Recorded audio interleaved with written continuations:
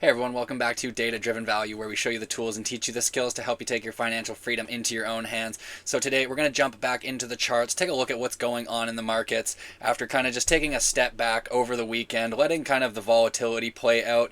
We did see that news about the Bybit hack occurring on Friday. I talked about that, talked about security over the weekend, how we can protect our accounts and our investments. So getting back into kind of the normal scheduling here, jumping into the charts, taking a look at what's going on in the markets here.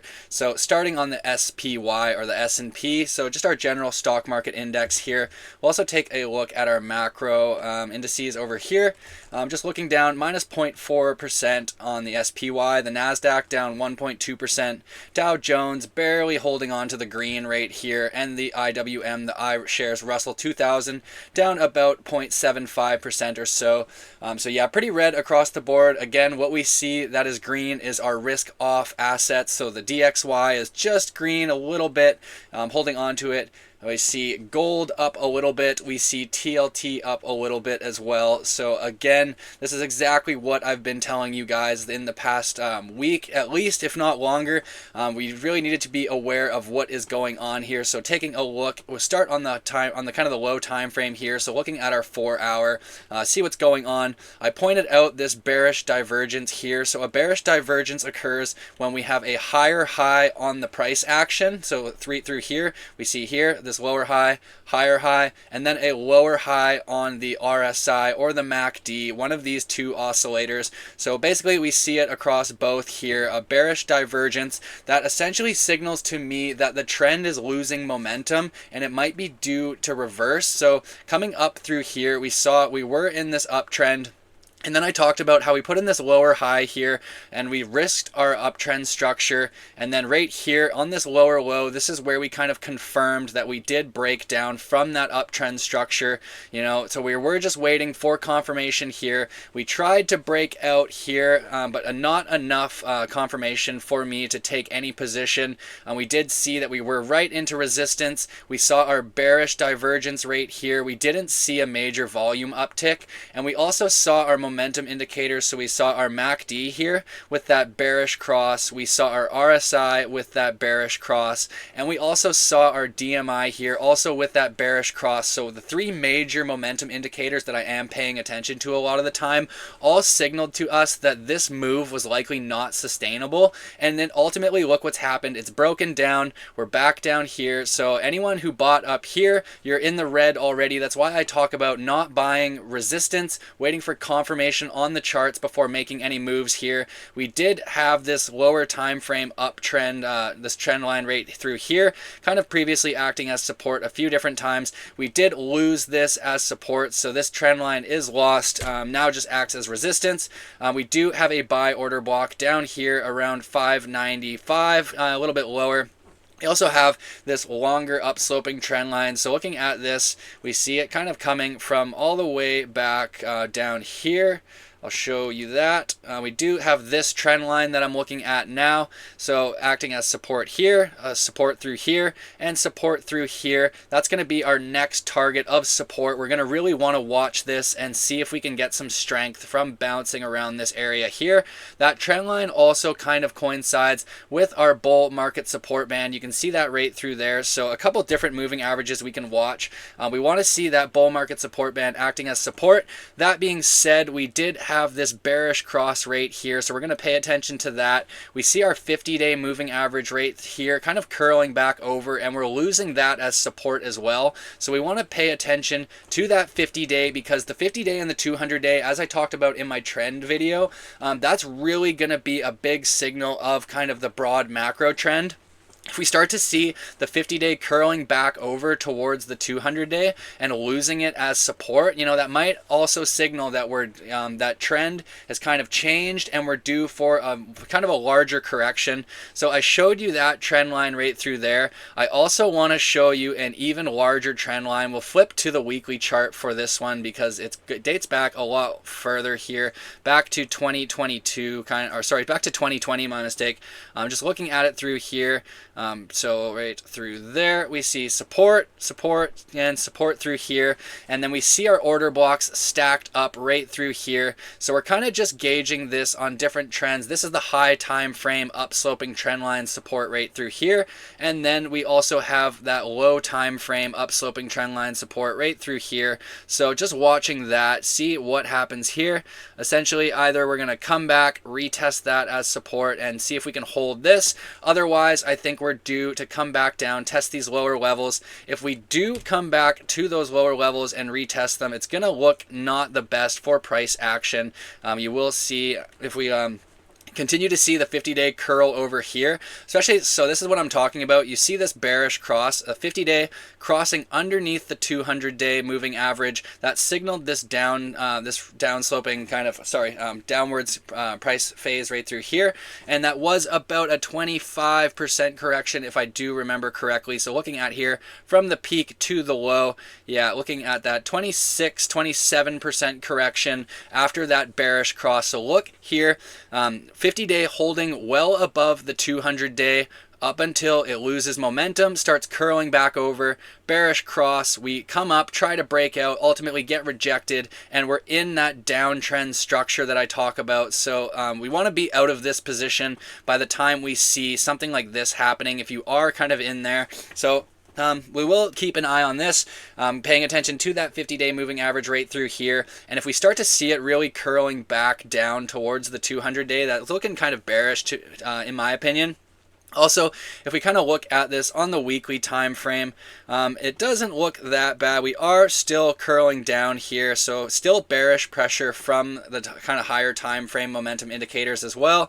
And then on our low time frame, not really looking too good personally in my opinion. You see it right here, we have just broken, we tried to retest, sold off, lower high, and we're just down here. So more consolidation, more downwards price action in my opinion. And yeah, look through here, all this selling basically. So we had some buyers come in, but ultimately more sellers stepping in to sell off any momentum that we did have trying to break out. So we're following that closely. I'll flip over to TLT because this is one that I have a position in. This is my hedge position essentially. Looking really good, guys. Look at that, higher low, higher high, and we're just continuing on our way with TLT. So that's a great trade, great position to have. I do like it because it's kind of a hedge against the traditional risk on assets. So looking here, this was the trade that we took. Kind of coming just shy. We went a little bit lower than our ideal entry. That's fine, that'll happen. But that's why the stop loss is where it is. And now we're just in this trade, letting it ride. So ideally, if the market continues to show weakness, things like TLT should show more relative strength because people look for that flight to safety. So anything like that is going to offer that flight to safety, similar to gold. We'll flip over to gold here, continue it. Look at that, guys, just this crazy uptrend of gold. I talked about this gold. I said it didn't seem like it wanted to stop, and it doesn't. It's just back tested here, and it's continued on its way. This is not what we want to see for our risk on assets to do very well in the near term. This also, to me, signals that flight to safety. So paying attention to gold as well. Silver down a little bit on the day. Kind of, yeah, just mixed results across the board, but for the most part, pretty red. And then, so we'll get into some stocks. Stocks are getting hammered today as well, or certain stocks are getting hammered. We see Tesla. This is what I talked about, waiting for that confirmation because this is a lower high and a lower low. You know my thoughts. We're just in that continued downtrend, stuck under that 200-day, curling back over, pushing it down. Next area of support that I see in terms of major support is going to be at this 618 Fibonacci right through here. So we've got this gap fill here. We've got our 200-day moving average. We've got our 618 Fibonacci, also recognizing this horizontal support right through here. And then we've also got our volume shelf kind of stacked just underneath that. So all kinds of support for Tesla down here towards that 275 region. Again, make sure that you're waiting for that confirmation of trend reversal before you're actually getting too aggressive on any positions. We'll take a look at our momentum indicator, see what it looks like. So kind of the DMI still bearish, which signals that the momentum's likely to continue downwards, but the MACD and RSI are kind of getting to those more oversold levels. So we might see a bit of relief, but we need to watch that price action because if we just get rejected again, it's more lower highs, lower lows, continued downtrend. So we'll see what happens. Just following Tesla there. Flipping over to NVIDIA, look at that. So this is another trade that we took that I mentioned on a previous video. So we saw almost perfect entry. Again, it went a little bit below our entry, but that's okay. That's why I put the stop loss below support, so it avoids getting us wicked out of that position. We went up. We went a little bit above the targeted profit-taking target, again, within about 1%. So really good kind of analysis there, playing out perfectly. And we've rejected from there, and we're back down here. So that was the right call to take profits right here. Otherwise, we would be back towards, we'd be down decent little bit from what the maximum profits were there, and that is that lower high and continue. So let's watch here. We want to see a higher low and then continuation of that trend. So just watching this closely, not too interested in anything right now in terms of NVIDIA. We'll flip over. I want to take a look. So look, I was talking about the dollar stores. Another kind of risk off signal is when dollar stores start doing well, people are generally scared. So they think that the kind of consumers are going to have a hard time going forward. We did hear that Trump is going through with his 25% tariffs again, despite what he said that he wouldn't do it. He's kind of said that, yep, 25% tariffs back on the board for Canada and Mexico and likely the rest of the world. So that's going to raise the costs for consumers, so not surprising to see dollar stores getting a little bit of strength here.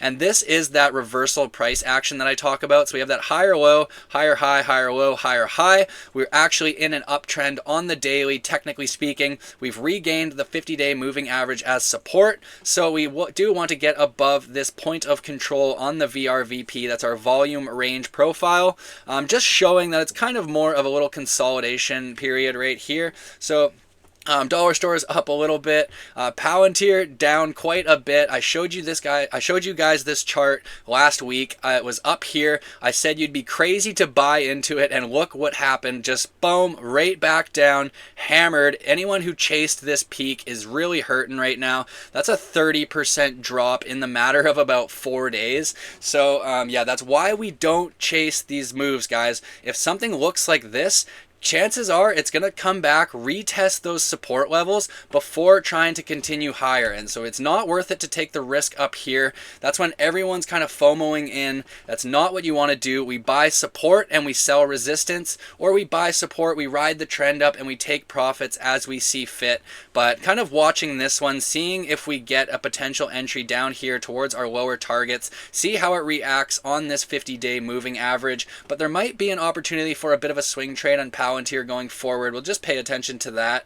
I'll flip over to Dell quickly. Dell's another one that I've been talking about recently. So we did break out of this downtrend right through here, and we currently are back testing it as support. So if we pull our Fibonacci from this swing low to this swing high here, then we could kind of see this 618 right here around 107 might be a decent potential entry, but we're going to have to kind of gauge it, see how the market looks when it does come to here. If the S&P is showing a lot of weakness and looks like it might just continue trending down, then I'm not really interested in taking a position in kind of any stocks until I get more confirmation that the lows are likely in and we can continue to the upside. So we'll take a look at our momentum indicators here. Look at bearish cross. This is looking bearish. This is looking bearish. I think we just bleed more, so not taking any position yet, waiting for more confirmation on the charts. Flipping over to the low time frame just to get a little quick idea. So bearish, bearish, and kind of bearish as well. Not really worth anything in my opinion right now, but we are watching Dell as a potential trade going forward if we start to see more strength in the overall macro side of things.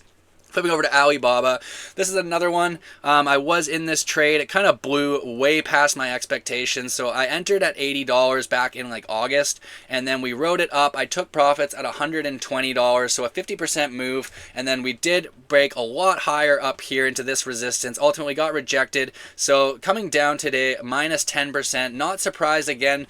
This is like Palantir, guys. When you see something like this go straight up, it doesn't go straight up forever. It always comes back and retests some form of lower support levels, and that's why we don't FOMO up here. That's exactly everything I'm trying to teach you, is to stop you from buying up here and start focusing on recognizing the trend. So right here, we got above here. We're an uptrend structure. We're above the 50-day and the 200-day moving average, which is a signal of an uptrend. We're holding it as support. If we take a look at our momentum indicators at the time, very oversold, oversold, oversold. So all of this setup here supported that thesis that BABA was likely to go on a bit of a run.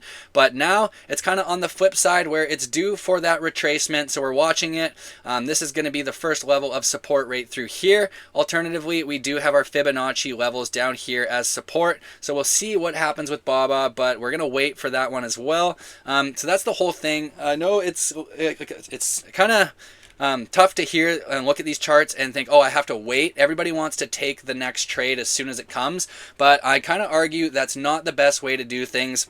We want to ensure that both the macro side of things is going to support our thesis, because it doesn't matter if a stock looks decent if the macro markets are just going to bleed to lower levels, because it's likely going to drag that stock down with it. So just not taking the excessive risk, coming up with the plan, and then waiting for our checklist to start ticking off, showing us that likely chance of reversal to the upside, and then entering when we have confirmation. So flipping over to AMD, another one that I like for kind of an AI play, but this is also just in that continued downtrend for now. So we'll see if it can hold this level here. It really needs to hold, otherwise we're just going to keep going down. Not really worth looking at, in my opinion, in terms of trading. Wait for the confirmation, higher highs, higher lows, see how the momentum indicators look at the time, and then we'll go from there. Intel is one that I'm kind of interested in. We did have a big volume uptick right through here.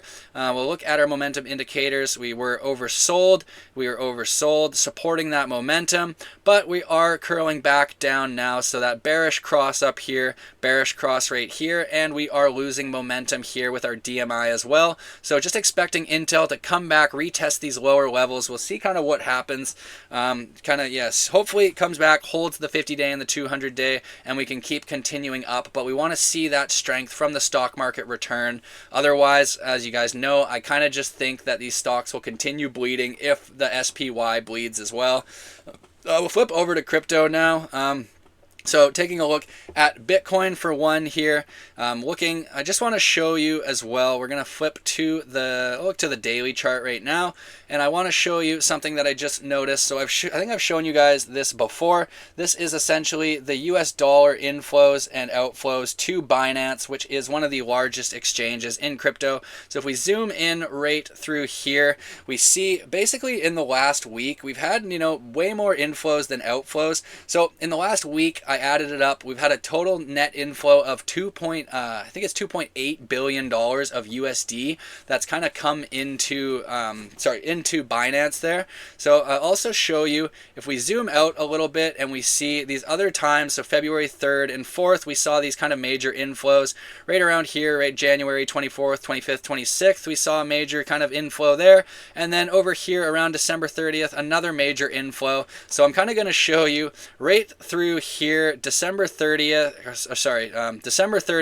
we saw the inflows right there, and we had a little relief rally. Right through here, we saw those inflows, we had a little relief rally. February 3rd, inflows, and we have that little relief rally. And then we also saw that over here as well. So all these times that we saw major inflows of US dollars into the exchange, or into Binance, it kind of signaled that they were likely going to be using these funds to buy into the market, thus creating this kind of upwards price action. So we'll see if we can get a little bit of a relief bounce as well here. That being said, ultimately it did just kind of break down and bleed anyways in the end, but these offered good little swing trade opportunities. So I've kind of just been swing trade scalping this range right here of Bitcoin, building positions, starting at about 94,500 and then building it down to about 89,000 with a stop loss just below protecting that. So rather than taking excessive risk and buying into this market in kind of substantial size when we're stuck in kind of under resistance, and we also have some bearish indicators on the higher time frame, rather than just taking that risk by using swing trades with stop losses, then I protect the downside. I'm only going to lose that minimal kind of percentage if we lose that support. And if we lose that support, we lose the uptrend, or we lose the structure, and we're likely just to continue to lower targets to retest lower support. So just building those swing longs, able to take advantage of a few little opportunities while we're just range chopping. So a good little way to make some extra money, but you really got to be aware. And yeah, kind of just looking here, this is looking kind of bearish, stuck under resistance now. We're kind of stuck under the point of control in terms of our VRVP. So we want to be careful here. If we break below this support, we're going to be looking at back testing it and likely having to retest lower levels. So the first I see right here is that 200-day moving average. We can also take our Fibonacci retracement tool and take a look at where our golden zone lines up here. So right there, 618 and that 200-day moving average is going to be the first area of support that we want to see. And you kind of also, if we just remove these drawings here, so we do recognize that our 50-day is curling back over. If we take a look at our weekly chart here, looking at Bitcoin, I want to show you some similarities to the prior cycle. I don't want to scare anyone, but we need to be aware of this stuff because it is important and there is similarities to the prior cycle. So you see right through here, look at this price action. We essentially were kind of, through the bear market, we were just chopping the 50-day and the 200-day, kind of just chopping around each other here. As soon as we broke out, where that 50-day got above the 200-day and it was able to hold it as support, that was the first parabolic rally of the cycle. And then it started to curl back over. We lost it here. This was that downwards consolidation phase. We were able to regain it here. We got a second leg up to a higher high before ultimately losing it again here. And then that's what kind of put us into that sustained bear market. So looking over here, this is that kind of bear market consolidation where we're just chopping around it. Right here is where we broke out, held it as support, first parabolic rally. And so similar to here, first parabolic rally, coming back, just tapping underneath there, losing it bearishly, but regaining it for that second rally. So here, second rally here, and starting to curl over and lose momentum there. So that's one kind of similarity in terms of the moving averages. I'll show you here, looking at the RSI and the MACD as well. Just to give you a better example. So if we look here, looking at our MACD, we had that first peak with a bearish cross, red histogram, and then second peak with a bearish cross, and then followed by that red histogram. And right through here, essentially two periods of that green histogram, so buying pressure. Similar to over here, we have our first peak, bearish cross, second peak, bearish cross, green histogram buying, red, green, and we flipped red on the weekly. RSI with that bearish divergence, I talked about that with the SPY. So another example, lower high on the RSI and higher high on the price action rate through here. And we kind of also, if I show you back through here, look at this, another bearish cross, so higher high and lower highs right through here. That's why I talk about this. These are similarities to the prior cycle. So we see bearish divergence, similar RSI setup, similar MACD setup, not a lot of buying pressure coming in, but also not the same amount of selling pressure that we saw over here. So we could get another leg up in Bitcoin. I really think the macro environment is going to dictate kind of how much of a cycle we do get, and kind of what happens if we're able to get another leg up. I'm going to flip over to the monthly just to give us an even a little kind of more in-depth example here. So this really shows that cycle price action quite well. You can see right through here, essentially we just have one green histogram on the monthly chart for the MACD, and that's the uptrend. The bear market is signaled by the red, and then here we've got one green uptrend for that whole market cycle, bear market signaled by the red, and then here we have, this is our single green histogram right here, losing momentum on our MACD slightly right there. Again, we could get a little push up further, but also losing momentum on the RSI. So kind of looking here, basically there you could make an argument that the cycle top for Bitcoin is in. Nobody's going to know until we continue either up higher or break down lower. So we just have to follow the charts. That's why I'm not getting too aggressive. I'm not taking any risky positions. I've sold a lot of my high risk leverage leveraged kind of altcoins, as well as riskier futures positions. I'm holding my core cycle positions, so I'm holding Bitcoin, miners, and Ethereum. That's kind of the bulk of it, but I'm about 40 to 50% cash in my overall portfolio because I'm recognizing a lot of weakness signs, and I want to be able to take advantage of a substantial correction either in Bitcoin or the SPY. I'm not opposed to either. There's always a bull market somewhere, so we're going to continue to look for these opportunities despite kind of what's going on in different markets. And the charts ultimately just tell us at the end of the day whether something is in an uptrend, a downtrend, and what kind of momentum it has within that trend, and if it's kind of worth taking any positions. I'm not going to get too into any altcoins because everything's pretty much down pretty bad across the board, 5-10%, a few percent, so not too interested. We see Bitcoin dominance here, making a little bounce from its 618 Fibonacci level here into support or into resistance. So Bitcoin dominance showing a little bit more strength recently. Take a look at the low time frame to see if we can get a better idea, and let's see if I'll get rid of this just to clean it up a little bit here. Taking here, sorry about that. Yeah, so looking here, you know, a little bit oversold in terms of dominance. It could just hopefully break down from here, but we're kind of did take out that lower high structure, so just consolidating through here, nothing happening yet. We'll take a look at ETH Bitcoin, still holding these lows, so that's ideal. Nice to see. We want to see these highs taken out, higher lows. Looking at total 3. Total 3 lost its uptrend structure here. It's in that technical downtrend, so not interested in total 3 really until we get that confirmation. Others dominance, we'll take a look at this one as well. Let's just get an idea of how the altcoins are performing. Still just chopping in this range. Is kind of more oversold than overbought, so we could see a little bit of relief. Hopefully we hold these lows, but we need to take out these highs and put in some more work before we can consider this trend kind of reversed. Look for something like this to play out where maybe we come up, we test this high here, we get rejected, we come in higher high, and then right through there. That's what we're going to be looking at for kind of an entry in terms of others dominance. Otherwise, I do think we just continue either chopping or bleeding. You know, nothing too exciting happening here. Flipping over, I'll take a look at the Bitcoin. So Bitcoin miners really quickly, also down quite a bit here, down 3-5%, 10%. So looking at WGMI, we'll take a look coming into that 786 Fibonacci and upsloping trend line. It's going to be really important that this support holds here. It's pretty much held throughout the entire bull market here, so that's what I'm kind of worried about. If we lose that trend, then it's going to not look the best for the Bitcoin miners, and we might have to de-risk a little bit, but I'll show you right through here. Essentially, just all these different rallies. I've pointed this out before. 618 retracement, 786 retracement, 786, 786, 786, and we're coming into that 786 with this upsloping trend line again. And if we take a look at our RSI, every single time that the RSI lined up here, so look at this, that was a low, right through here was a low, right through here was a low, right through here was a low, and right over here and here was a low.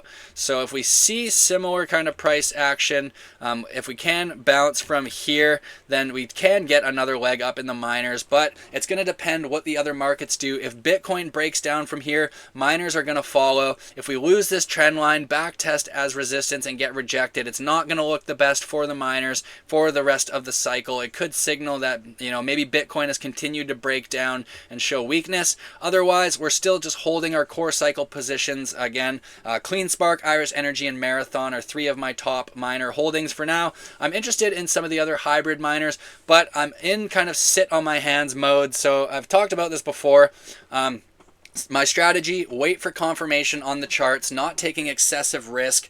And by sitting on my hands, I just mean I'm not getting too crazy. I'm not rushing into any positions. You know, we're right at resistance. We're right near all-time highs with a lot of assets. So it's not the time to get greedy and get aggressive, especially kind of given some of the circumstances and some of the macroeconomic factors that I pointed out. So you know my thoughts. We wait for confirmation on the charts, and then we pull the the trigger when it makes technical sense to do so, supported by both the macro environment as well as the technical kind of backing of our indicators, our price action, and all the things I've been trying to teach you guys over these past weeks, months. So that's it for today, and we'll get back into more charts kind of throughout the week. I want to keep you guys updated, keep kind of running through all these different examples, showing you how I approach these markets so you get a good idea of what's going on and you're able to kind of get into the charts and do it for yourself as well. So thank you so much for watching. If you like the content, please like, share, subscribe. It all means the world to me, and I'll see you in the next one.